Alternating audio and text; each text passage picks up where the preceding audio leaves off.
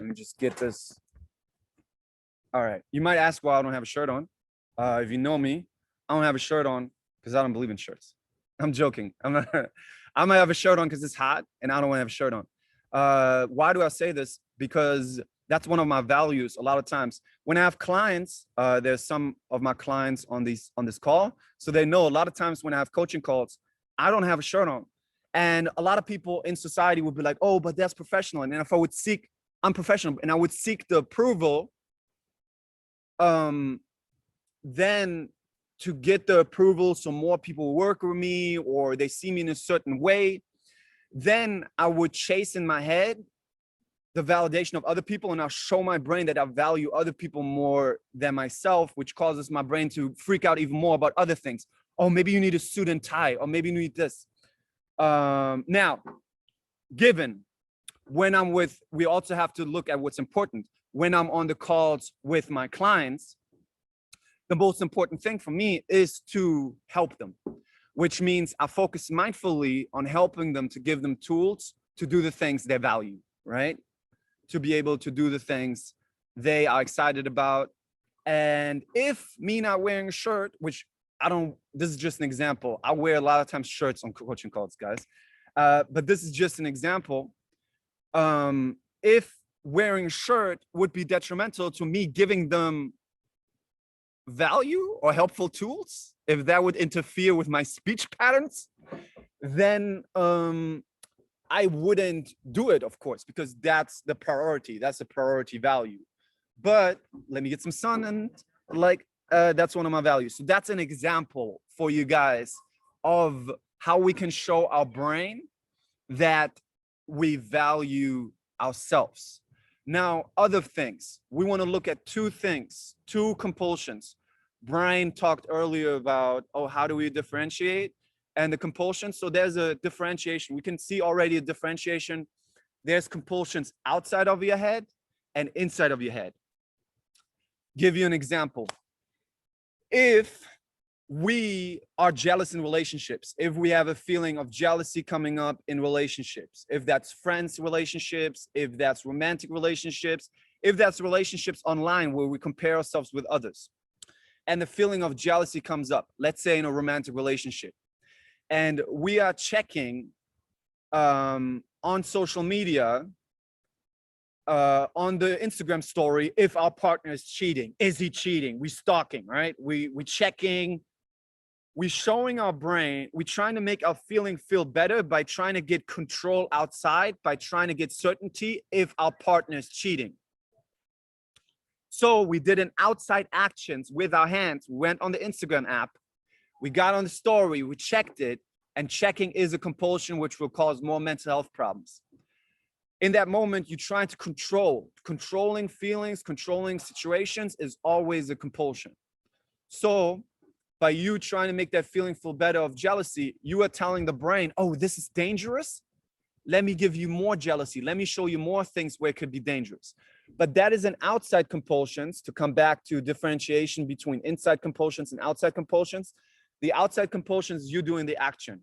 Now, let's say you had a coaching session with me and we talked about stop doing the outside compulsions because they're going to hurt your mental health, and you need to practice emotional fitness and doing the things that you value. So now you've been doing things that you value. You've been doing actions like you're playing soccer instead of stalking your boyfriend. You are building your business. But what you are like, oh, why am I like still so freaking out?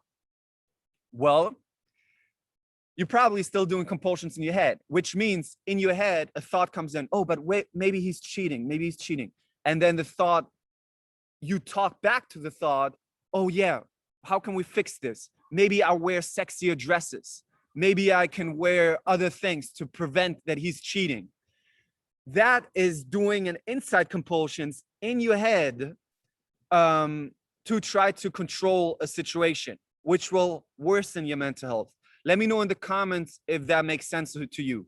The difference between an outside compulsion and an inside compulsions. On the Zoom and on the TikTok, let me know in the comments. And in a second, I'm going to tell you, because the topic of today is how to be authentically yourself. And in a second, we're going to bring it all together. But in the beginning, I need to tell you the differentiation between compulsions and doing what you value. Great. All of you guys are understanding. So one of my values right now is to drink some water.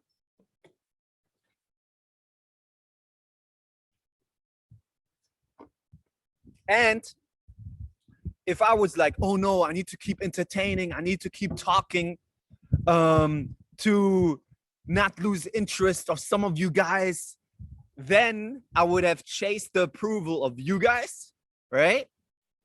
As an example. And I would show my brain, oh, we value other people more than ourselves. And the brain doesn't discriminate. The brain only cares about which we spend our time on, and it will support us because it's our best friend. So the brain will say, hey, I love you. You seem to want to chase validation of other people. I know how to support you in that. Let me give you more insecurity. Let me give you more anxiety. Let me give you more thoughts of you not being good enough. And then you can do your favorite thing, which is chasing other people's validation. Isn't that great? And you might be like, damn, I hope you got like a brain sighting. I hope you got like an explosion in your brain to understand, wow, hey, the brain doesn't work like I used to think it works. It works differently. And this is how the brain works. The brain doesn't understand language. And you might be like, what are you talking about? Of course I speak language. I might even speak 3 languages. No, your brain doesn't understand language, and I will prove it to you. Right now, tell your brain, I don't want to have these thoughts about not being good enough anymore to do the projects I want to do. I don't want to have these thoughts about doubt anymore. I don't want to have these thoughts about my ex-boyfriend cheating on me anymore. I don't want to have these thoughts about me being abandoned as a child anymore. Your brain is not going to be like, sorry, you could have told me this long times ago. I will not give you these thoughts anymore. Try it. It will not do it because it doesn't understand what she's saying. Do you guys know the Simpsons episode? Maybe you watched Simpsons. I haven't watched it in a long time. And maybe you guys know the name of the dog. I don't know the name of the dog. I think it's Ruprecht or something. Okay. But that dog, when Homer talks, Homer thinks always that the dog understands him, but the dog doesn't understand you. Your brain doesn't understand what you're saying, guys. But anybody, and now we have the comments on, also on TikTok, and anybody on Zoom who knows me, what is the language of the brain? What is actually what the brain understands? So we know how to practice self-love, and we know how to actually do the things we value. What is the brain's language, everyone?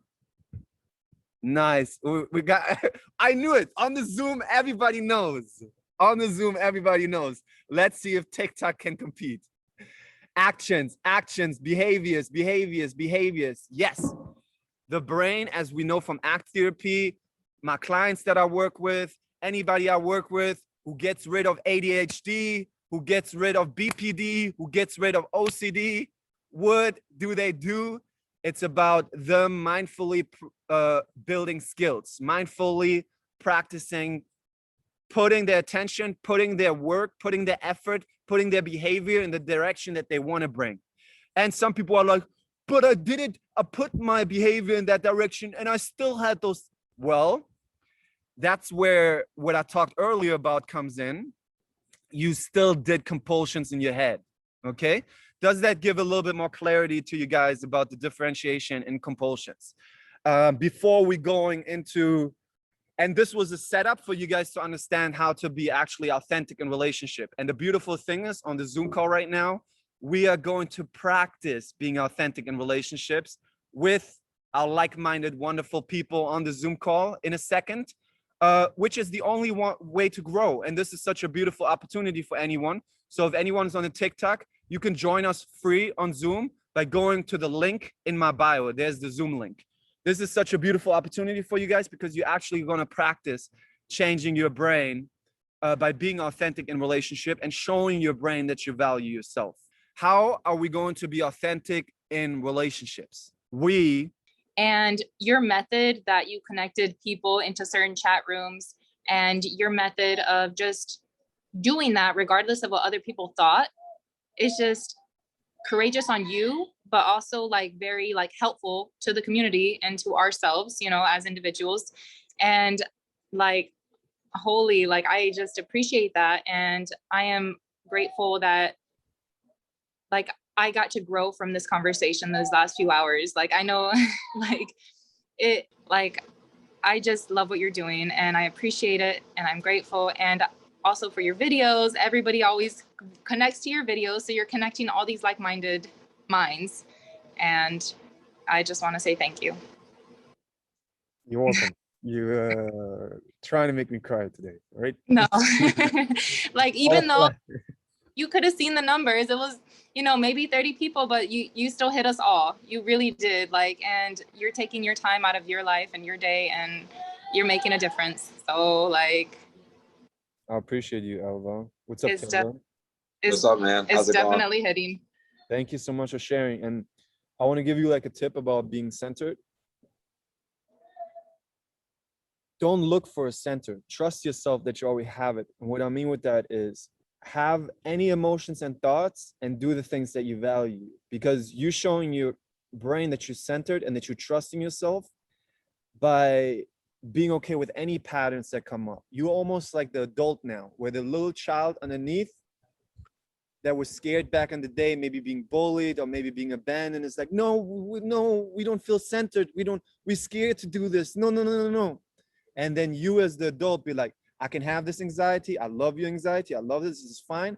But the important part is go do mindfully the things that you always wanted to do. Go do your podcast. Go do your paintings. Go do whatever you're passionate about with any emotions. And that's how you teach your brain that you trust yourself.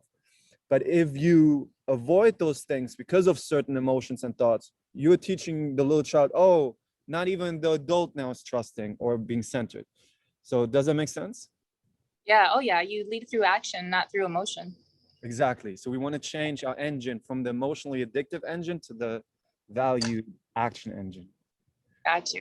Okay. Thank you so much for sharing, Alva. That was really touching.